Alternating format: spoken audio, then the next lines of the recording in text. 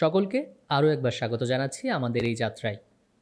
আজ আমরা জানব মিৎসুবিশির লোগো কি করে তৈরি করা হয়েছে।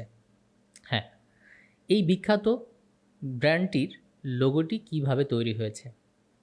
দেখতে সিম্পল হলেও এর মধ্যে কাজ রয়েছে। হ্যাঁ, সেটাই আজকে দেখাবো। তার পূর্বে আপনাদেরকে জানিয়ে দিই যে আমি কেন এই ব্র্যান্ডের লোগোগুলোকে এনে আপনাদের সামনে উপস্থাপন করছি। তার কারণ হলো যে এই লেভেলের ডিজাইনাররা কোন কনসেপ্ট মাথায় নিয়ে এবং কোন টুলস বা অপশনগুলিকে ব্যবহার করে এই ধরনের লোগোগুলিকে তৈরি করছে। সেই বিষয়বস্তুগুলো শুরুর দিকে আপনার জানা থাকলে ভবিষ্যতে কোনো লোগো ক্রিয়েশনের সময় আপনি খুব চমৎকারভাবে এটিকে হ্যান্ডেল করতে পারবেন। আর তাই আমি চেষ্টা করছি বিভিন্ন ধরনের লোগোগুলোকে এনে আমাদের অবশ্যই পরিচিত লোগো সেগুলি কিভাবে তৈরি হয়েছে সেই বিষয়বস্তু আপনাদের সামনে উপস্থাপন করার। তাহলে চলুন কথা না বাড়িয়ে শুরু করা যাক। মিৎসুবিশির এই লোগোটি তৈরি করার জন্য অবশ্যই আমার প্রয়োজন হবে একটি ট্রায়াঙ্গেলের, কারণ এত সময় আপনারা অবশ্যই বুঝতে পেরেছেন যে এই শেপটি একটু ত্রিভুজ আকৃতির। আর তাই আমরা প্রথমে একটি ত্রিভুজ নিয়ে নেব, আর তার জন্যে আমাদের সহযোগিতা দরকার হবে টুলবারের। আমরা চলে যাব টুলবার থেকে আমরা এখান থেকে নিব হচ্ছে পলিগন টুলটাকে সিলেক্ট করলাম। আমরা আমাদের আর্টবোর্ডে এসে আমি শিফট এবং অল্টার দুটাকে চাপ দিয়ে ধরে রেখে কিবোর্ডে আমি মাউসের বাম বাটন ধরে যে কোনো একদিকে টান দিচ্ছি। তাতে করে কি হচ্ছে, মাঝখানকে কেন্দ্র করে আমার একটি পলিগন তৈরি হয়েছে। এবার আমি মাউসের বাম বাটন ছেড়ে না দিয়ে নিচের অ্যারোতে ক্লিক করব কিবোর্ড থেকে। তাতে করে হবে কি, আমার এজগুলো কমে যাবে এবং লাস্টে এরকম ত্রিভুজ হবে। যখন ত্রিভুজ হবে তখন যদি আমি মাউসটা না ছেড়ে কিবোর্ড থেকে শিফট প্রেস করি তাহলে কি হবে, একদম সুন্দর সোজাসুজি একটা ত্রিভুজ আমি পেয়ে যাব। ওকে, আমি একটি ত্রিভুজ অলরেডি পেয়ে গেছি। আমি একটু বড় করে কাজটা করব যেন আপনারা বুঝতে পারেন। এইবার আমি এর স্ট্রোক কালার ব্ল্যাক দিয়ে নিচ্ছি এবং মাঝখানের হোয়াইট কালারটাকে অফ করে দিচ্ছি। স্ট্রোকটাকে একটু মোটা করে নিব যেন আপনারা খুব সুন্দরভাবে দেখতে পারেন বা বুঝতে পারেন। ওকে, এইবার আমরা যে কাজটি করব যে আমার এই ত্রিভুজের যে এই মিডিলটাকে আমার বের করতে হবে। তো তার জন্যে আমি কিবোর্ড থেকে Ctrl+R প্রেস করব। তাতে করে আমার এই যে রোলার চলে আসছে, আমি এই রোলারের এইখান থেকে বাম পাশ থেকে ধরে টান দিয়ে নিয়ে আসবো মাউসের বাম বাটন ধরে এবং এর মাঝখানে আমি এটিকে ছেড়ে দিব। ওকে, অবশ্যই আমাকে একটু জুম করে দেখতে হবে যে মাঝখানে পড়েছে কিনা। খেয়াল করে দেখুন যে মাঝখানে পড়েনি। আমি এটাকে চেষ্টা করি মাঝখানে দেওয়ার। ওকে, এবার মাঝখানে চলে আসছে।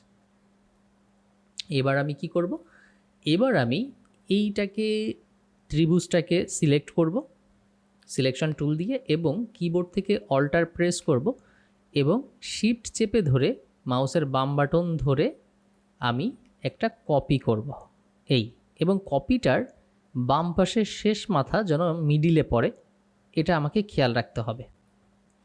আমি ছেড়ে দিলাম, বাম পাশের একদম মাথাটা যেন মিডিলে পড়ে সেটা আমার খেয়াল রাখতে হবে। ওকে, দুইটা শেষ। এইবার আমি আরও একটা কপি করে অল্টার চেপে কপি করে আমি এই দুইটার মাঝখানের লাইনে নিয়ে যাব। আমাকে খেয়াল রাখতে হবে যেন এটা অবশ্যই মিডিল বরাবর যায়। ওকে, এখন পর্যন্ত আমার দৃষ্টি বলছে যে এটা ঠিকঠাক আছে। ওকে, তো আমি এখন আমার গ্রিডটাকে হাইড করে দিলাম। ওকে, এই আমার বেসিক যে তিনটা ত্রিভুজ এটা একে অন্যের উপর ওভারল্যাপিং করেছি। আমি কি করেছি, নিচে দুইটা দিয়েছি এবং উপরে একটি। এবার আমরা আমাদের সিলেকশন টুলের মাধ্যমে আমরা আমাদের এই তিনটি ত্রিভুজকে সিলেক্ট করব এবং চলে যাব খুব গুরুত্বপূর্ণ একটি টুলস সিলেকশন করার জন্য আমরা টুলবারে, এবং টুলবার থেকে আমাদের সেই গুরুত্বপূর্ণ টুলটি অর্থাৎ শেপ বোল্ডার টুলটিকে সিলেক্ট করব। করে এনে আমার যে তিনটা শেপ আমি রাখবো অথবা যে তিনটা শেপ আমি বাদ দিব এগুলোর উপরে জাস্ট এইভাবে লাইন করে একটা ড্রাগ করতে হবে। ওকে, তৈরি হয়ে গেল আমার মূল যে শেপটি প্রয়োজন সেই শেপটি। তো আমি এইখান থেকে যে কাজটি করব, আনগ্রুপ করে নিয়ে আমি জাস্ট এখানে ধরলাম এবং ডিলিট বাটন দিয়ে, কিবোর্ডের ডিলিট বাটন দিয়ে আমি ডিলিট করে দিলাম। আবার এটাকে সিলেক্ট করলাম, ডিলিট করে দিলাম, সিলেক্ট করলাম, ডিলিট করে দিলাম। দেখুন তৈরি হয়ে গেছে আমার লোগো ক্রিয়েটিভটি। এইবার আপনি আপনার রেফারেন্স কালারটি দিয়ে নিন। দেখুন একদম পারফেক্টলি তৈরি হয়ে গেছে।